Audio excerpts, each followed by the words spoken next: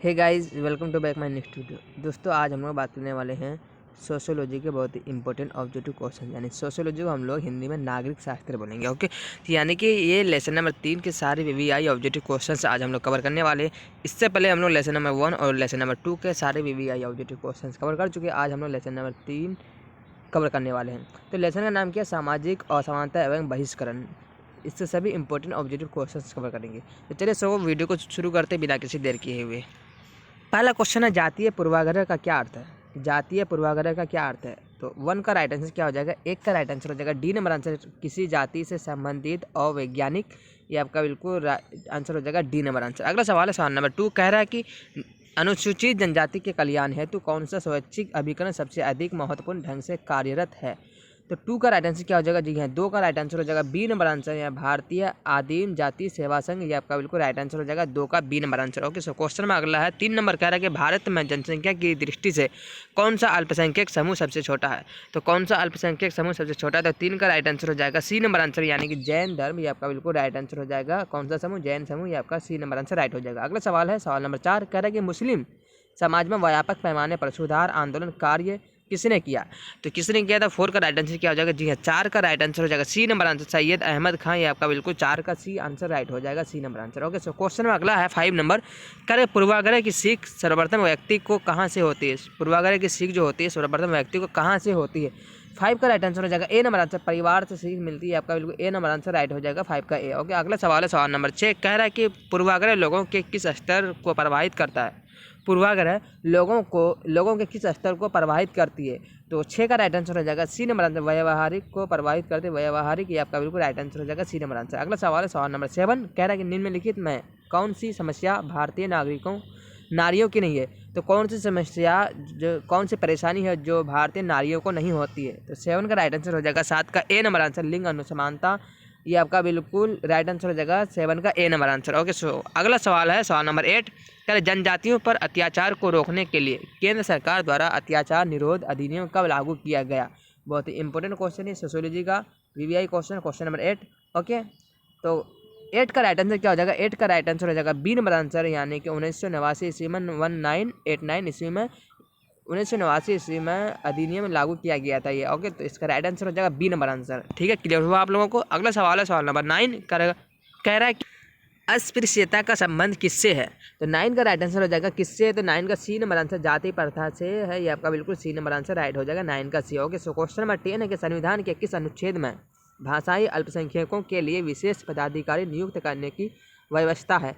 10 का right answer क्या हो जाएगा? जी हाँ, 10 का राइट आंसर हो जाएगा सी नंबर आंसर, यानी अनुच्छेद 350 इसी में। ये आपका बिल्कुल सी नंबर आंसर राइट हो जाएगा, अनुच्छेद 350। ओके, सो क्वेश्चन नंबर 11 है कि भारत में अल्पसंख्यकों के अंतर्गत कौन नहीं आते हैं? तो कौन नहीं आते? 11 का राइट आंसर क्या हो जाएगा? 11 का राइट आंसर हो जाएगा डी नंबर आंसर, जातीय अल्पसंख्यक। ये आपका बिल्कुल डी नंबर आंसर राइट हो जाएगा, 11 का D number answer. Okay, so question में अगला है 12 नंबर की, निम्नलिखित समाज शास्त्रियों में से किसने जाति को विस्तृत सौजन समूह के रूप में लिया है? तो 12 का राइट आंसर क्या हो जाएगा? 12 का राइट आंसर हो जाएगा डी नंबर आंसर। ये आपका बिल्कुल राइट आंसर हो जाएगा, यानी इरावती कर्वे। ये आपका बिल्कुल राइट आंसर हो जाएगा, 12 का D number answer. Okay, so question में अगला है 13 नंबर, करें वर्तमान भारत में जनजातियों की सर्वप्रमुख समस्या है कौन सी?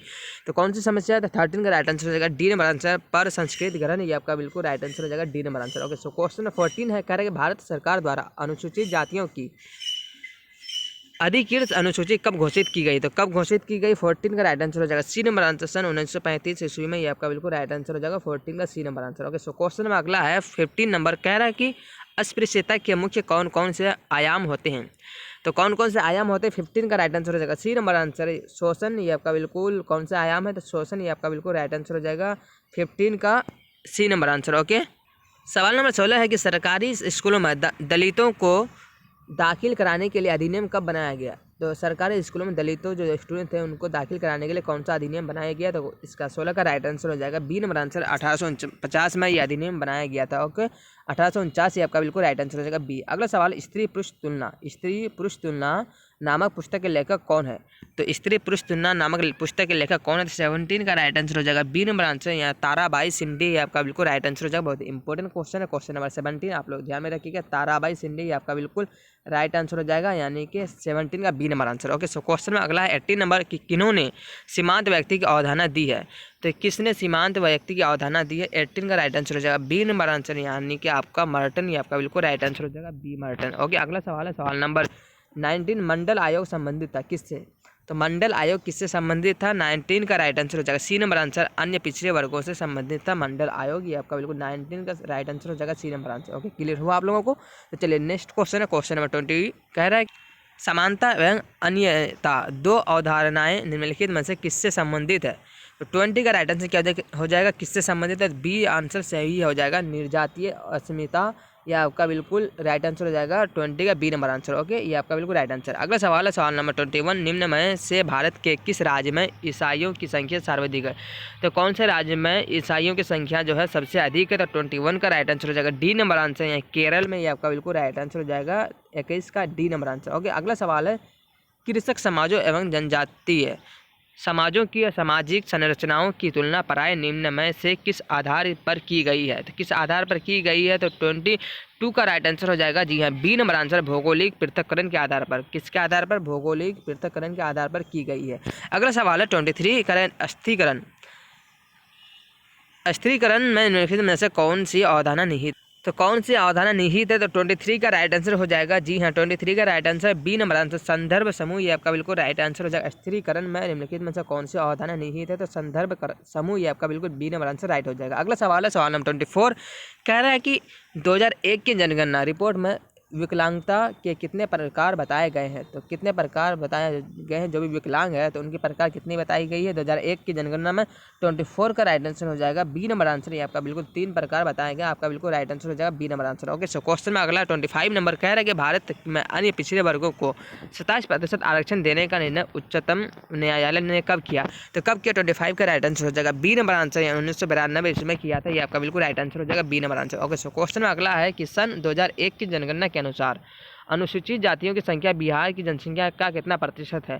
तो 26 का राइट आंसर हो जाएगा जी हाँ 26 का राइट आंसर हो जाएगा सी नंबर आंसर, यानी 15.74%, ये आपका बिल्कुल राइट आंसर हो जाएगा C number answer. Okay, so question में अगला है 27 नंबर कह रहा है कि भारत में अनुसूचित जातियों के आरक्षण का प्रावधान संविधान की किस धारा के अंतर्गत है? तो कौन सी धारा के अंतर्गत है? 27 का राइट आंसर हो जाएगा जी हाँ डी नंबर आंसर, ये आपका बिल्कुल राइट आंसर हो जाएगा धारा 335, ये आपका बिल्कुल राइट आंसर हो जाएगा D number answer. Okay, so question में अगला 28 नंबर कह रहा है कि निम्नलिखित में से संविधान के कौन से अनुच्छेद अनुसूचित जातियों के कल्याण और विकास से संबंधित है? तो 28 का राइट आंसर क्या हो जाएगा? 28 का राइट आंसर हो जाएगा सी नंबर आंसर, यानी 15 अनुच्छेद 15 से आपका बिल्कुल राइट आंसर हो जाएगा सी नंबर आंसर। ओके, अगला सवाल है मंडल आयोग ने अन्य पिछड़े वर्गों के चयन के लिए किन आधारों को स्वीकार किया? तो कौन से आधारों को स्वीकार किया? तो 29 का राइट आंसर हो जाएगा ए नंबर आंसर, ये आपका बिल्कुल राइट आंसर हो जाएगा सामाजिक आधारों पर स्वीकार किया, ये आपका बिल्कुल ए नंबर आंसर राइट हो जाएगा। अगला सवाल है सवाल नंबर 30 करा कि निम्न में से कौन पिछड़े वर्गों के लिए बनाए गए कमीशन के प्रथम अध्यक्ष थे? तो कौन जो है पिछड़े वर्गों के लिए बनाए गए कमीशन के प्रथम अध्यक्ष थे? तो 30 का राइट आंसर हो जाएगा जी हाँ ए नंबर आंसर काका कालेलकर, ये आपका बिल्कुल राइट आंसर हो जाएगा ए नंबर आंसर काका कालेलकर, ये आपका बिल्कुल 100% राइट आंसर 30 का ए नंबर आंसर। ओके, तो जी हाँ इस तरह से मैंने 30 VVI ऑब्जेक्टिव क्वेश्चंस कवर कर चुके हैं। अगर आप लोग नेक्स्ट वीडियो लेना चाहते हैं किसी भी सब्जेक्ट का तो आप लोग चैनल को सब्सक्राइब करके बेल आइकन प्रेस कर देता है ऑल वीडियोज़ का नोटिफिकेशन सबसे पहले आप तक पहुँचे। मिलते हैं फिर नेक्स्ट वीडियो में।